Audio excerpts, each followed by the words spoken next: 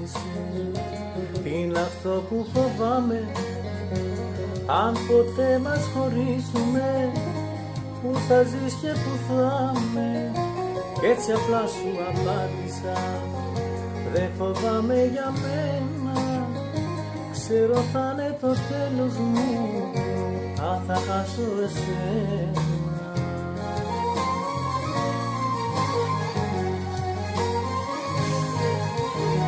Μα φοβάμαι για σένα, φοβάμαι πολύ. Μοναξιά να με νιώσεις και δεν είμαι εκεί. Δεν με νοιάζει για μένα, τι μπορεί να συμβεί. Μα φοβάμαι πως άλλος κανείς δεν μπορεί να σε κάνει και μόνο για μένα να ζει.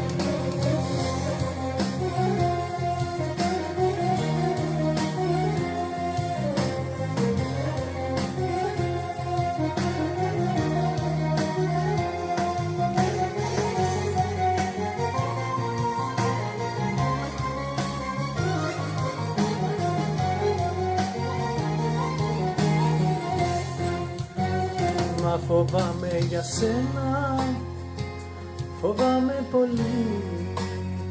Μοναξιά να μην νιώσεις και δεν είμαι εκεί. Δεν με νοιάζει για μένα, τι μπορεί να συμβεί. Μα φοβάμαι πως άλλος κανείς δεν μπορεί να σε κάνει και μόνο για σένα να ζει.